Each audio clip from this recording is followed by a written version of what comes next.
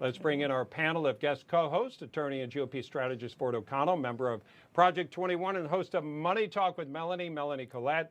Also the host of the Russell Review, Matthew Russell. And Ford, I'll start with you about the human infrastructure, but I'll say this first before you respond. Here's how former President Trump reacted to this. Joe Biden's infrastructure bill is a disgrace. If Mitch McConnell was smart, which we've seen no evidence of, he would use the debt ceiling card to negotiate a good infrastructure package. It would be very hard for me to endorse anyone foolish enough to vote in favor of this deal. But, Ford, we've got 18 Republicans, including Mitch McConnell, still signed on to it. So what's your thought about it? Republicans are basically idiots, to be perfectly honest, and President Trump's absolutely right. This is not an infrastructure bill, even by the most generous standards. Less than 20% is actual infrastructure, bridges, roads, and dams. This is the beginning of the Green New Deal, and the true purpose of this 2,700-page bill is to turn America's energy economy into Bernie Sanders' vision. And what's even crazier about it, let's just say you're one of these 18 Senate Republicans who are foolish enough to fall for this. After this bill is passed, the Senate Democrats are going to turn around and pass a $3.5 trillion Green New Deal supplement to this. So what are you actually doing? All you're doing is ushering in socialism and destroying the last good portion of America's economy, which is the energy sector. Yeah. Heather, it seems like there's a lot in this bill to not like.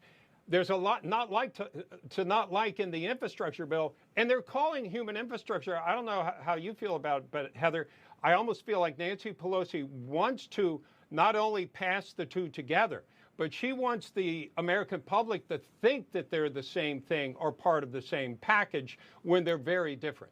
Yeah, I mean, she's very, well, I don't know. I don't know if, in fact, they're that different, other than the fact that maybe the $3.5 trillion reconciliation Well, that's the difference. plan, $3.5 trillion right, on top of 1.2. That's the difference I'm talking about. Right, because the 1.2 also includes a lot that does have to do, as Ford was saying, with the Green New Deal. Only, what, 23% of it actually deals with traditional infrastructure. And then, as expected, because the Democrats are telling us what they're going to do and what they want in these plans. They said amnesty as infrastructure. Sure enough, that's in the plan as part of the $3.5 trillion.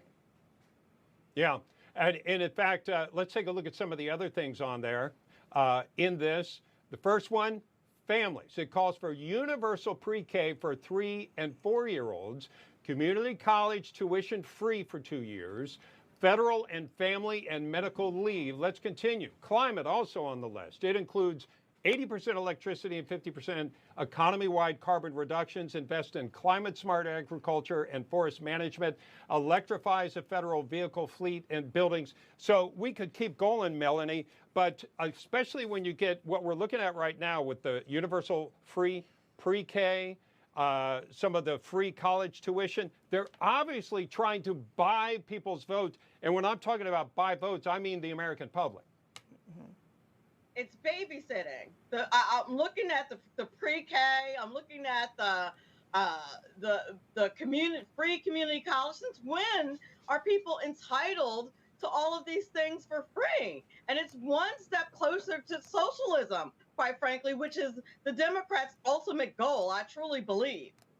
And you're right that they're absolutely trying to buy the American people's votes. And I think that, you know, with the young people thinking the way they do, and with the indoctrination in some of these universities and many of these universities being what it is, I think it's going to work on some level. But it is absolutely maddening when you read some of the things that are in this bill. And the fact that 18 Republicans are co-signing this monstrosity of a bill is even more, just makes me even more angry. Like, what? Yeah, what well, you've got the... We need to grow a backbone.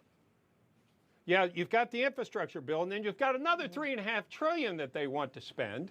It even includes health care, and new dental, vision, hearing benefit for Medicare, extends recent expansion of Obamacare, reduces prescription drug cost. It's almost, Matthew, like that this is just a wish list, and they get enough people that they're trying to buy off. They think they're going to get older votes as well. Yeah, I think you have a good point. So first thing to say, though, can you hear me? Am I coming through? Yeah, go ahead. Hello? So I think the first thing I go would ahead, say Matthew. is it's not free. Right. Right. The first thing I would say is this bill is not free. It's $250 billion that isn't paid for. And on top of that, $550 billion of that is only paid for within 5 years. Once we get out of that 5-year budget window, that money, those programs will be re-extended by the Democrats. So this is not free. And yes, it is a wish list. There's a whole song and dance going on here. You have the infrastructure bill and this $3.5 trillion with a T bill.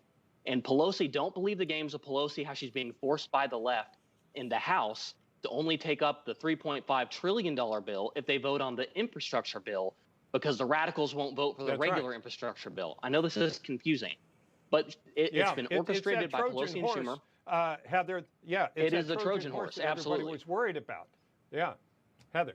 I'm sorry, I didn't really hear what you were saying, Bob, there, but go ahead. Yeah, go ahead.